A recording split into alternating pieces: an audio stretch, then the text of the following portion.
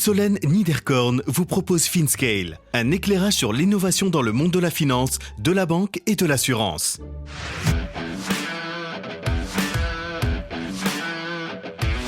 L'océan bleu de l'assurance cyber. Jules Vera, CEO et cofondateur de Stoic. À travers nos outils, on a de la donnée sur la posture de risque et à travers notre gestion des sinistres, on collecte la donnée sur les sinistres de nos clients. Aujourd'hui, on n'en a pas assez de cette donnée, mais personne sur le marché collecte ces deux types de données en même temps. Nous, on le fait. On n'en a pas assez pour pouvoir tirer des corrélations suffisamment fortes, mais c'est évidemment la vocation, c'est de pouvoir progressivement, à partir du moment où on diagnostique une entreprise, lui proposer un prix et des garanties qui sont plus adaptées à son profil de risque et donc avoir un modèle assurantiel qui est plus sain et plus rentable. Le cyber-risque, un des enjeux des décennies à venir, est souvent peu, mal ou non couvert par les PME. C'est le constat dont Stoic est parti il y a maintenant 12 mois. Lancée par Jules et 3 autres associés, cette start-up a développé des outils pour les PME pour leur permettre de mieux contrer les cyberattaques, mais aussi un produit d'assurance pour leur permettre de couvrir ce risque. Nous revenons sur ces risques d'un nouveau genre qui peuvent totalement anéantir l'activité d'entreprise, souvent mal équipée et mal assurée. Associer outils de monitoring de risque à de l'assurance permet aux PME de s'en prémunir et à Stoic de calibrer et affiner son offre grâce à la récolte de données clés. De la data qui permet en effet de déterminer de manière précise la posture de risque de l'entreprise et l'espérance de perte du sinistre. Jules nous partage les différents acteurs avec lesquels Stoic travaille pour développer les produits du côté de la technique et du côté de l'assurance, comme Achille, Tetris, Oxybox ou encore Inquest. C'est un marché en pleine expansion qui a permis à Stoic de rapidement valider le product market fit, de développer ses outils et de se faire connaître auprès des courtiers. Nous revenons sur le pivot de la PME aux courtiers sur les 2 dernières levées, notamment la série A, annoncée très récemment. Pour la recommandation de bouquins de Jules, je vous laisse regarder dans la newsletter ou vous y abonner si ce n'est pas déjà fait, solène.substack.com. Bonne écoute à tous.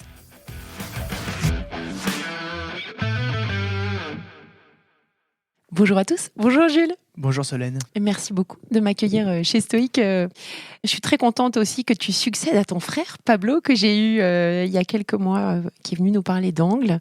Donc hyper intéressée de tout ce que tu vas nous raconter. Est-ce que tu pourrais, s'il te plaît, avant qu'on commence, te présenter et nous expliquer comment tu es passé de la philo à la cybersécurité et pourquoi tu parles mongol? Ouais, je vais te répondre. J'ai un peu la pression de passer après mon frère, que j'ai écouté et que j'ai trouvé très fort. Ouais. Mon parcours en 2 mots, je suis sorti d'HEC en 2016. Pendant mes années à HEC, je suis parti voyager et j'ai vécu avec des Mongols, ce qui m'a donné quelques rudiments et j'ai pu mettre sur LinkedIn que je parle mongol, mais c'est pas tout à fait vrai. Et en sortant d'HEC, entrepreneur, qui était ma dernière année, j'ai eu envie de fuir le monde des startups. Je trouvais que ça manquait d'humilité, ce monde, dans ce que j'en voyais de l'extérieur. Et je le dis d'autant mieux que je suis rentré dedans quelques années plus tard. Ouais. Et donc j'ai eu envie de partir vers quelque chose qui n'avait rien à voir. Et j'aimais la philosophie, donc j'ai rejoint Philosophie Magazine. J'ai travaillé pendant 4 ans chez Philosophie Magazine, qui est un petit groupe de presse superbe, Ouais. pour lequel j'ai lancé une activité business. Donc je faisais pas de la philo, je suis pas philosophe. Ouais. J'ai développé ce business pendant 4 ans. Ça s'est bien passé, tout s'est bien développé, mais lentement, j'étais sur une niche. Et au bout d'un moment, j'ai eu envie de faire quelque chose de plus ambitieux. Ouais. Et me voilà, début 2021, à me dire que le sujet sur lequel j'ai envie de travailler, c'est la cybersécurité. Mais comme ça, où tu cherchais, tu as été regarder différents secteurs et tu t'es dit, tiens, sur celui-ci, il y a vraiment un gros pain et un gros marché à adresser. Ouais, ce serait mentir de dire que je suis passionné de cybersécurité depuis que je suis né. Ouais. Non, c'est l'opportunité qui m'intéressait. J'ai un réseau autour de moi de dirigeants de PME que je côtoyais et que je voyais dans ma précédente activité.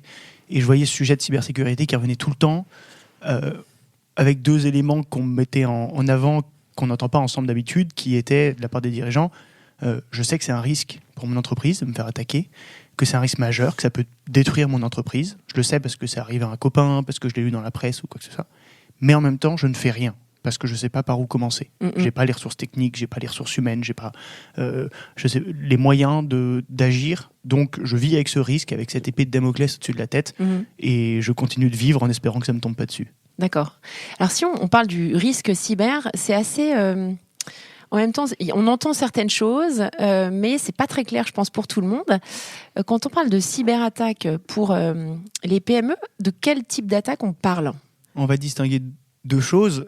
Comment a lieu l'attaque, Mhm. qu'est-ce que c'est qu'une cyberattaque et comment ça se matérialise concrètement. Je le fais très rapidement, on pourra rentrer dans le détail si tu veux. Comment se passe une attaque? Concrètement, ce qu'il faut comprendre, c'est que les attaquants, les cyberattaquants qui se trouvent en Europe de l'Est ou en France, il y en a un peu partout, ne cherchent pas chez les PME à rentrer spécifiquement dans la PME en question. D'accord. Ils ne ciblent pas Ils le tapent un peu marchand de partout. chaussures. Ils font ce qu'on appelle des attaques opportunistes, c'est-à-dire qu'ils cherchent des entreprises qui ont le même profil de risque et ils en prennent 1000 en même temps et se disent s'il y en a une qui a une porte d'entrée qui s'ouvre, je vais rentrer. D'accord. Ils vont rentrer par 2 canaux possibles. Une vulnérabilité technique, c'est-à-dire quelque chose qui est mal configuré chez cette PME, ou une vulnérabilité humaine, et c'est le cas dans 80% des attaques, c'est-à-dire un humain, un collaborateur de l'entreprise qui va donner son identifiant, par exemple, sur une campagne de phishing, ou qui va avoir un mot de passe trop faible, qui va permettre à l'attaquant de rentrer dans le système informatique de l'entreprise. Je vais réussir à me connecter à la place du responsable comptable parce qu'il a un mot de passe trop simple et que l'attaquant a réussi à le deviner. D'accord. Et maintenant, pour répondre à ta question, qu'est-ce qui se passe ensuite? Qu'est-ce que c'est qu'une cyberattaque? Ça peut être grosso modo 3 choses principales. Ça peut se matérialiser par de la fraude. Je suis rentré dans le système, j'ai réussi à me connecter au compte bancaire où j'ai accès à la boîte mail du comptable. Donc j'envoie un mail au président pour dire fais-moi un virement sur tel RIB qui n'est pas le bon RIB. Voilà, fraude, c'est le premier. Ouais. Mais le plus connu et les 2 éléments les plus courants en ce moment, c'est interruption du système d'activité, du système informatique. Tout s'éteint. Je rends inaccessible tout, l'accès aux données. Et c'est ce qu'on appelle le ransomware, c'est je ne vous y donne accès qu'à condition que vous payiez une rançon. Donc je rends inopérationnelle l'entreprise. Ou 3e élément, juste, je ne rends pas forcément inopérationnelle l'entreprise, mais je prends la donnée et je la fais fuiter. D'accord. Et souvent, c'est de la donnée confidentielle ou personnelle qui fuite dans ces cas-là. Donc voilà. Fraude, interruption du système, fuite de la donnée. Parfait. Alors, est-ce qu'il y a des secteurs, tu disais qu'ils tapaient partout, mais est-ce qu'il y a quand même des secteurs qui sont moins touchés que d'autres parce qu'il y a une plus grande connaissance des employés sur ces sujets-là, ou est-ce que finalement tous les secteurs sont touchés de la même manière? Ce qu'il faut voir sur ce sujet, c'est qu'il y a un manque de données qui est encore cruel pour tout le monde. Et donc, c'est ce que je vais te dire, c'est des ressentis du marché, mais les données ne sont pas consolidées. Et ne sont pas consolidées aussi pour une raison simple, c'est que je pense que 10% des cyberattaques qui ont lieu sont communiquées. La plupart des entreprises qui se font attaquer ne le disent pas. Donc, on entend beaucoup parler de secteurs d'entreprises qui se font attaquer, comme des hôpitaux ou des communautés locales, des collectivités locales, des mairies qui se font attaquer parce qu'elles ont communiqué dessus, elles sont obligées de le faire. Mon sentiment de l'extérieur, et aujourd'hui je vois des centaines, des milliers d'entreprises avec lesquelles on travaille, c'est que tous les secteurs d'activité se font attaquer pour la raison simple que les attaques sont souvent opportunistes et que vous soyez le boucher du coin ou une start-up tech avec de la donnée médicale, vous êtes susceptible de vous faire attaquer. Lesquels réussissent le plus, je ne sais pas le dire exactement, mais tout le monde est vulnérable. Et alors, en termes de coûts, qu'est-ce que ça va représenter? Alors, tu disais qu'il n'y a pas beaucoup de données chiffrées, mais en termes de coûts pour une entreprise, par exemple, dont l'activité va cesser, qu'est-ce que concrètement comment ça va impacter la boîte? Est-ce que ça va être un impact parce qu'elle ne va pas pouvoir faire du chiffre d'affaires ou parce qu'elle va devoir reconstruire tout son parc informatique? Est-ce qu'on arrive à chiffrer ça ou identifier les principales sources de coûts? Ouais, je vais en lister 4, les 3 premières étant quantifiables et le 4e plus difficilement quantifiable. La première, tu l'as citée, c'est remettre en état le système informatique dans un état aussi sain qu'il était avant l'attaque, c'est-à-dire en ayant fait sortir l'attaquant, mais aussi en étant sûr que l'attaquant ne peut pas re-rentrer facilement, s'il est rentré une première fois, qu'il ne puisse pas re-rentrer. Donc ça, c'est de la mise en œuvre informatique. Le deuxième, c'est de la perte d'exploitation. Je suis un site de e-commerce, je ne peux plus vendre pendant 10 jours, je perds de la marge tous les jours que j'aurais dû réaliser. Oui, bien sûr. Le troisième, c'est les conséquences de la fuite de données. J'ai de la donnée personnelle, confidentielle sur mes clients qui a fuité. Au-delà des amendes RGPD auxquelles je m'expose, j'ai aussi de la responsabilité civile qui est en jeu. C'est-à-dire, j'ai de la donnée de mon client Galeries Lafayette que je fais fuiter ou que l'attaquant réussit à faire fuiter. Les Galeries Lafayette vont se retourner contre moi, vont m'attaquer, et donc ça engendre des frais légaux. Et le quatrième, plus difficilement quantifiable, c'est l'impact réputationnel. Je me suis fait attaquer.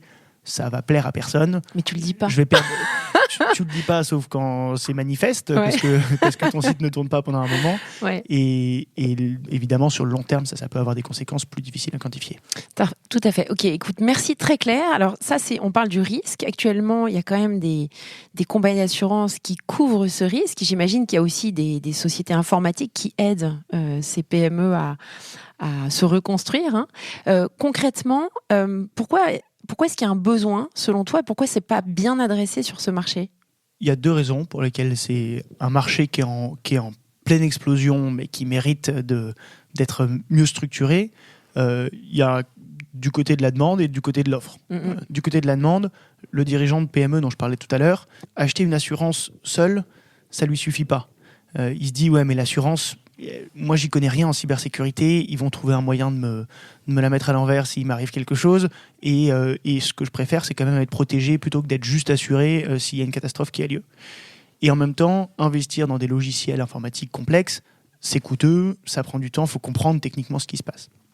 Donc il y a un sujet de simplicité d'accès et je dirais d'exhaustivité de l'offre pour le dirigeant qui va investir pas 10 000, mais 1 000, 2 000, 3 000 euros par an dans une solution qui doit lui retirer ce problème de sa charge mentale. Et du côté de l'offre des assureurs notamment, le problème est qu'ils ne savent proposer qu'un produit d'assurance, donc ça c'est lié à ce que je disais sur la demande, mais surtout que ces produits sont aujourd'hui très volatiles dans leur manière d'être pricés par l'assureur. Parce que l'assureur manque de données sur le risque, c'est ce que je disais tout à l'heure, et donc au moment de dire à quel prix est-ce que l'assuré devrait payer, c'est un peu du doigt mouillé pour le moment. C'est du doigt mouillé pour tout le monde, et donc ça fait des prix qui évoluent fréquemment et des processus de souscription pour l'assureur qui sont très complexes. Au début, c'était très simple. Il y a 3 ans, si tu voulais souscrire une assurance cyber, tu en avais une facile, sans franchise, pas très chère pour n'importe quelle entreprise. Aujourd'hui, tu es obligé... Quand tu dis pas très cher, c'est quoi ? C'est selon la taille de l'entreprise. Je parle du bas de marché, toujours, entre 500 et 2000 euros par an. Quoi. D'accord. Et avec une franchise qui pouvait être entre 1000 et 2000 euros. Donc quasiment rien. Aujourd'hui, surtout, pour pouvoir avoir accès à un tel produit, le dirigeant de PME va devoir répondre à des questionnaires sur son entreprise d'une complexité toujours plus forte parce que les assureurs se sont rendus compte qu'ils perdaient de l'argent à assurer ce risque et donc ils voulaient mieux sélectionner leurs risques à travers des questionnaires très complexes. Et ça, c'est une barrière à l'entrée très forte pour le dirigeant qui se dit mais moi j'y comprends rien et j'ai pas des heures à passer sur un produit qui en plus va me coûter une fortune. D'accord. Juste pour terminer cette vision d'ensemble, les interactions que tu as avec les PME, c'est plutôt le dirigeant de la PME, le CEO, ou est-ce que ça va plutôt être un DPO ou un CISO, responsable de la sécurité informatique, qui prend en charge ce point-là ? Alors j'y reviendrai, moi je n'ai plus de contact direct avec le dirigeant de PME, j'ai des contacts avec des courtiers qui eux-mêmes ont des contacts avec les dirigeants de PME, mais j'en ai eu quand même une expérience au début. À la fin, celui qui achète un produit d'assurance, ça reste le dirigeant ou le directeur financier. Le CISO, quand il y en a un, enfin RSSI ou le DSI, a un rôle de confirmation, souvent, de dire oui, cette solution me paraît pertinente, regarde notre risque, mais c'est pas lui qui achète. Donc voilà, le buyer persona, c'est le DG ou le DAF. D'accord. Donc vous faites, toi tu fais ce constat-là, tu discutes un petit peu avec tout l'écosystème, tu te rends compte qu'il y a un pain point, et puis donc il y a 1 an, tu décides de lancer Stoic. Tu t'es lancé tout seul ou tu avais une équipe qui s'est constituée rapidement autour de toi ?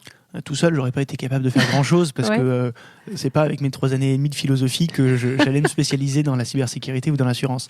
J'ai eu la chance de m'associer avec 3 associés qui ont des profils complémentaires. Un associé qui est un ancien cyberattaquant qui est reconverti, donc quelqu'un qui s'est rentré dans les systèmes informatiques, un ingénieur spécialisé en cybersécurité. Alexandre, donc, qui est le premier associé avec lequel j'ai commencé à travailler. Un deuxième qui est un ingénieur qui développe le produit Stoic, l'interface utilisateur, Nicolas. Et puis, donc ça, c'est le côté ingénieur qui complète ce que je n'ai pas. Et ensuite, il y a l'expertise assurantielle. Et pour cela, j'ai eu la chance de rencontrer Philippe Mangematin, qui est le fondateur d'une entreprise d'assurance qui s'appelle Sena, qu'il avait dû quitter et qui nous a rejoints dans l'aventure. Et donc, tous les 4, en mai 2021, c'était il y a 13 mois, on s'est tapé dans la main et on s'est dit, faisons le leader européen de la cyberassurance. Top, génial. Alors, vous commencez avec quoi ? Votre premier produit, c'est encore votre produit aujourd'hui ou ça s'est étoffé ? Alors, l'idée de notre produit, l'idée de Stoic en un mot, c'est de se dire qu'on va faire un produit très simple d'accès, très simple de souscription, qui associe deux choses. Une couverture d'assurance, qui est ce que va payer le dirigeant in fine, et des outils de sécurité qu'on développe en interne et qu'on met à disposition gratuitement du client. Donc on associe assurance et sécurité pour le prix de l'assurance. L'intérêt de faire ça, c'est que le dirigeant, le client a plus pour le même prix, donc il est content. Et nous, surtout, en rajoutant cette brique de sécurité, on récupère plus de données et on a une meilleure compréhension, souscription du risque, ce qui nous permet d'avoir un modèle assurantiel qui est plus sain et de répondre aux problèmes dont je parlais tout à l'heure. Par où on a commencé ? Par créer simultanément notre techno, ce qui est toujours en cours et toujours en perfectionnement, mais on en a plein qui s'additionnent maintenant, et surtout créer notre produit d'assurance ex nihilo, écrire des conditions générales, créer un pricing et trouver un assureur et un réassureur derrière nous qui nous supportent dans l'aventure. Top. C'est Achille, votre assureur. L'assureur est Achille et on a derrière un gros réassureur européen dont on doit taire le nom car les réassureurs aiment vivre heureux, vivre discret. Parfait. Alors, dans les outils de monitoring qui existent, tu pourrais nous donner des éléments, nous donner des exemples. Moi, j'ai vu qu'il y avait un simulateur de phishing. En gros, comment ça permet de faire quoi ? Sur ces outils, donc, c'est que des choses qu'on développe en interne, qui sont gratuites pour l'utilisateur et qui ont pour vocation d'être indolore ou le plus simple possible pour le dirigeant qui n'y connaît rien. Le premier outil qu'on a développé, c'est un scan externe de vulnérabilité. Concrètement, ça permet de, à partir d'une adresse mail, juste @stoic.io par exemple, d'aller scanner toute la présence en ligne de l'entreprise, tout ce qu'elle expose en ligne, et d'aller tester, voir s'il y a des choses qui sont vulnérables. Cet outil est très simple parce que le dirigeant n'a rien à renseigner à part son adresse mail, mais il la renseignerait quoi qu'il arrive. Et nous, automatiquement, on est capable d'aller tester ça et de pouvoir, à partir de ça, dire vous êtes éligible ou vous n'êtes pas éligible. Les trop mauvais risques, on va leur donner tout le détail de ce qu'ils peuvent corriger, évidemment, on va les y aider, mais on leur dit il faut que vous vous amélioriez avant de pouvoir souscrire avec nous. D'accord. Et ensuite, une fois qu'ils ont souscrit, ce scan va tourner toutes les semaines, et toutes les semaines les surveiller en continu, eux, ils n'ont rien à faire. Et dès qu'il y aura quelque chose d'alarmant, ils seront notifiés avec du détail pour leur dire attention, il faut que vous corrigiez ça. Ça, c'est la première brique. Et puis, tu parles de la simulation de campagne de phishing. Je disais tout à l'heure que 80%, entre 60 et 80% des attaques exploitent une vulnérabilité humaine à l'origine. Pour les PME, c'est d'autant plus vrai. Et donc, former les collaborateurs des entreprises à reconnaître quand le mail vient de Google ou qui vient une adresse inconnue, ça peut paraître simple, mais ça l'est pas tant que ça. Il y a des campagnes de phishing qui sont très sophistiquées, et donc ce qu'on permet, c'est que en 2 clics, le dirigeant de PME va pouvoir activer sur toute son entreprise des campagnes mensuelles, trimestrielles, où on va essayer de piéger ses collaborateurs pour qu'ils prennent l'habitude d'avoir les bons réflexes. D'accord. Tu parlais de la donnée. Moi, je trouve que la donnée, c'est formidable. Elle est très souvent mal exploitée, quelle que soit l'industrie. Quel type de données vous récoltez et en quoi, quel est l'usage que vous en faites de façon concrète ? En quoi ça peut réellement impacter le pricing du contrat d'assurance ? Alors, pour pouvoir bien faire de l'assurance et des modèles prédictifs de risque, il faut 2 types de données. Il faut la donner sur le niveau de sécurité de l'entreprise et des données sur les sinistres qui ont lieu. D'accord. Si je prends par exemple dans l'assurance auto, on compare, on veut savoir qui est la personne derrière le volant, est-ce qu'il a des antécédents d'alcoolisme, quel âge il a, est-ce que c'est un homme, une femme, ça on ne peut plus l'utiliser directement en auto, mais c'est ce genre de données. Donc ça c'est pour nous la posture de risque de l'entreprise, et ensuite savoir quelle est son espérance de perte, le corréler avec l'espérance de perte et de sinistre. D'accord. On collecte ces 2 types de données. À travers nos outils, on a de la donnée sur la posture de risque. Et à travers notre gestion des sinistres, on collecte la donnée sur les sinistres de nos clients. Aujourd'hui, on n'en a pas assez de cette donnée, mais personne sur le marché collecte ces 2 types de données en même temps. Nous, on le fait. On n'en a pas assez pour pouvoir tirer des corrélations suffisamment fortes, mais c'est évidemment la vocation, c'est de pouvoir progressivement, à partir du moment où on diagnostique une entreprise, lui proposer un prix et des garanties qui sont plus adaptées à son profil de risque, et donc avoir un modèle assurantiel qui est plus sain et plus rentable. D'accord. Alors, j'ai vu que pour le moment, tu me dis si je suis pas correcte, vous fournissez aucun conseil, aucun service quand il y a une attaque, c'est correct ? C'est-à-dire quand l'attaque a lieu, il n'y a pas de soutien de votre part, support de la société pour reconsolider son parc, par exemple ? C'est tout à fait faux. Ah, tu vois. Bon, merci de me corriger. Ouais, non, c'est un très bon point parce que c'est l'élément essentiel. La première des garanties de l'assurance en cybersécurité, c'est la réponse à incident, la gestion de crise. Ouais. Aujourd'hui, ça nous arrive plein de fois, le moins possible, mais ça nous est arrivé ces derniers mois. Un client se fait attaquer, il a tout de suite un numéro de téléphone qui décroche, et dans les 10 minutes, il y a un expert informatique qui a déjà géré des centaines d'incidents, qui est à son service pour l'aider à gérer la crise. Et donc ça, c'est du service d'accompagnement du conseil qui est clé pour nous, parce que c'est grâce à la qualité de cet accompagnement qu'on va permettre de réduire les coûts autres que sont la fuite des données, la perte d'exploitation, etc. D'accord. Donc la réponse à incident, c'est la première des garanties, c'est la plus essentielle quasiment de notre produit.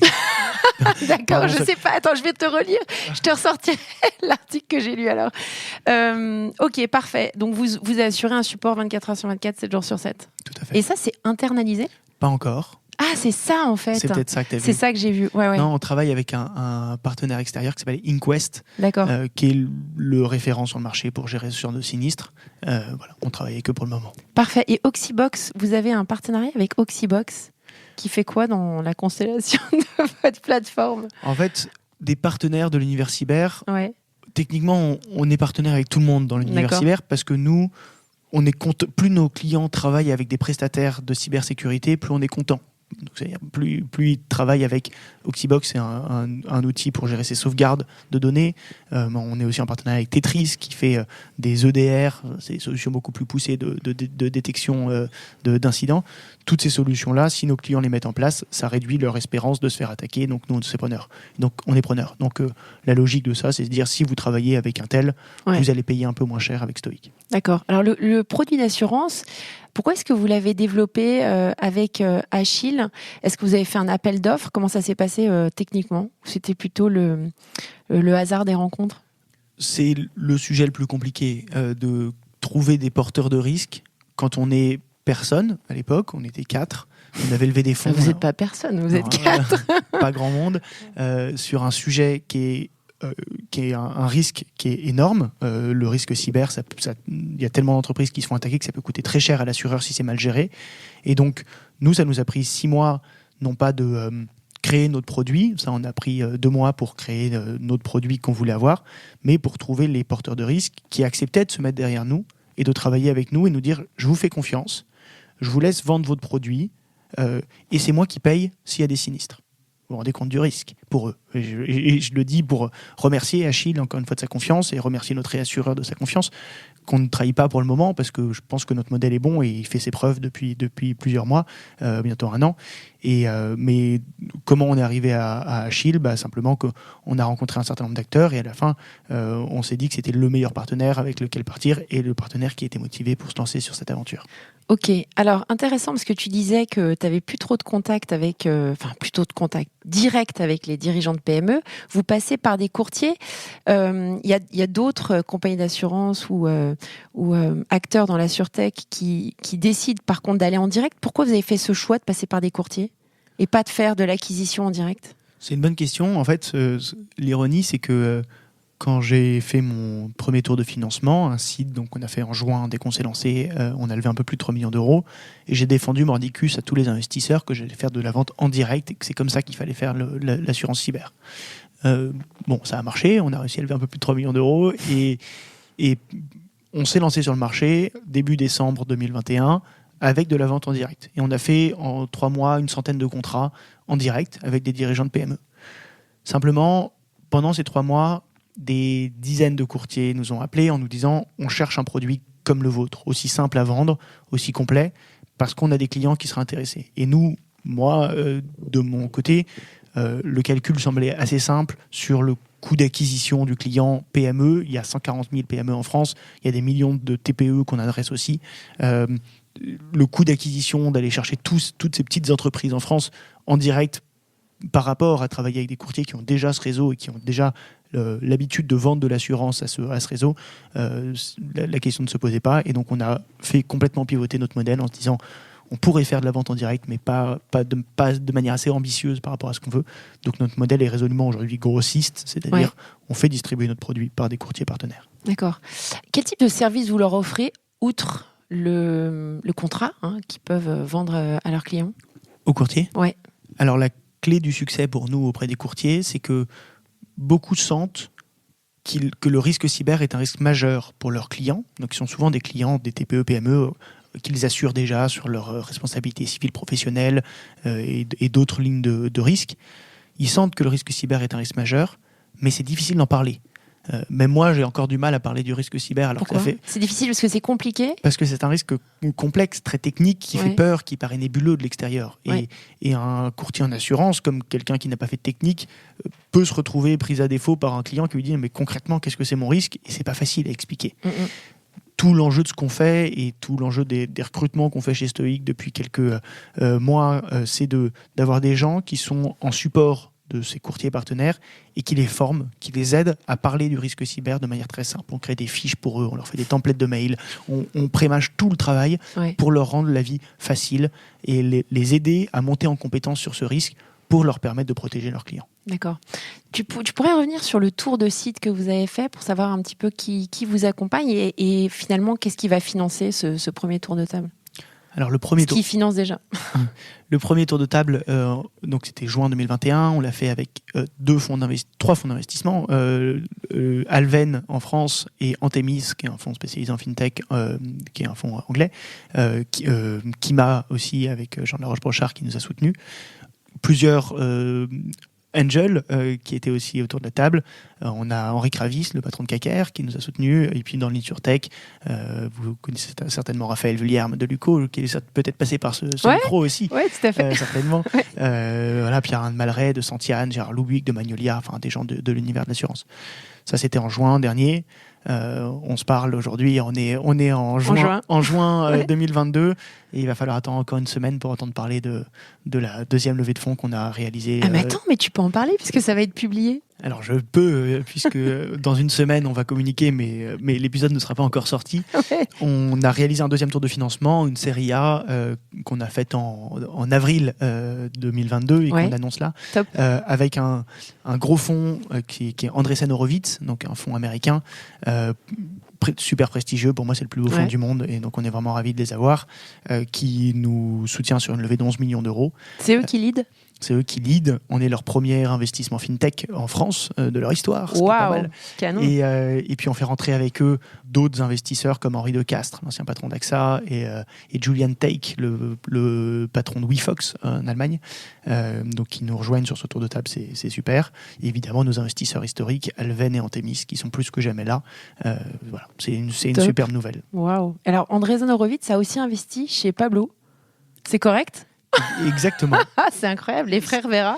Vous cartonnez, hein. C'est une vraie coïncidence parce que Pablo c'était en seed et puis c'est leur fonds crypto, donc c'est pas du tout les mêmes personnes. Non, mais c'est marrant. Mais en effet, je pense ils ont investi en France chez Biriol, le réseau social. Exact. Ils ont investi chez Pablo, chez nous, et donc ça fait 2 Vera sur 3 investissements. C'est beau, c'est beau. Alors j'imagine que ça c'est la première étape. Est-ce que tu pourrais nous donner quand même, s'il te plaît, votre vision allez, on va dire, si tu nous projettes Stoic dans 3 ans, ça ressemble à quoi Stoic dans 3 ans ? Alors, l'idée de Stoic, c'est d'être le leader européen de la cyberassurance. On est résolument un acteur assurantiel, si ce n'est qu'aujourd'hui, on assure des entreprises qui font moins de 50 millions d'euros en France et spécifiquement sur le risque de cyberattaque. Progressivement, dans les mois qui vont arriver, on va aller sur des risques plus gros que 50 millions d'euros, pas seulement en France, on va s'étendre très vite sur d'autres géographies, et on aimerait proposer des garanties connexes aux cyberattaques. Il y a pas mal de lignes de garantie qu'on peut rajouter. Ça ne vend pas du rêve, dit comme ça en tant que vision, mais c'est un marché tellement important, le marché de la cyberassurance, parce que ce qu'il faut voir, c'est que toutes les TPE-PME aujourd'hui sont protégées en cas de risque qui leur arrive, qui peuvent arrêter leur entreprise. Et le monde de l'assurance, le mécanisme de l'assurance, c'est un mécanisme qui est merveilleux parce qu'il permet, à partir de la cotisation d'un grand nombre, de gérer les sinistres d'un petit nombre qui ont des peines très élevées. Le fait que ça n'existe pas sur le marché de la cyberassurance, enfin que très peu de PME soient protégées, on parle de 1 à 3% des PME en Europe qui sont protégées contre ce risque. Non. Mais c'est ridicule. C'est pas vrai. Et ça fait que oh my God. Juste le marché devant nous est énorme et que au-delà de l'enjeu financier, business pour nous, il y a un enjeu sociétal très fort, économique. Notre tissu industriel français, le tissu industriel allemand repose sur ces petites entreprises qui sont les fournisseurs, les prestataires des grands groupes et qui peuvent tomber avec des cyberattaques. Souvent, une cyberattaque, ça fait que l'entreprise, 1 sur 2, met la clé sous la porte dans les 18 mois qui suivent la cyberattaque. Donc, notre urgence à nous, c'est de couvrir non plus 1, 2, 3 ou 5, mais 100% des PME en France et en Europe. Est-ce que ça a du sens que vous alliez chercher une autorisation de compagnie d'assurance auprès de la CPR ? C'est loin de mes priorités. Ouais. C'est-à-dire que oui, ça aura du sens quand on aura suffisamment de données pour se dire qu'on a un modèle d'analyse du risque qui est sain et donc on est capable de manière prédictible de savoir quel va être le loss ratio qu'on aura à la fin de l'année. Aujourd'hui, on manque de données là-dessus et on a des partenaires derrière nous qui sont excellents, rapides et qui comprennent bien ce risque. Donc, c'est pas ce dont on a besoin à court terme. Top. Épatant. Bravo, Stoic. Merci. À bientôt, Jules. Merci beaucoup, Solène. À bientôt. Merci à tous pour votre écoute. Je suis ravie d'avoir partagé ce moment avec vous. N'hésitez pas à me contacter sur Twitter ou LinkedIn pour me faire part de vos commentaires ou de vos réactions. Et je compte sur vous pour noter cet épisode sur vos plateformes de podcast préférées. À la semaine prochaine!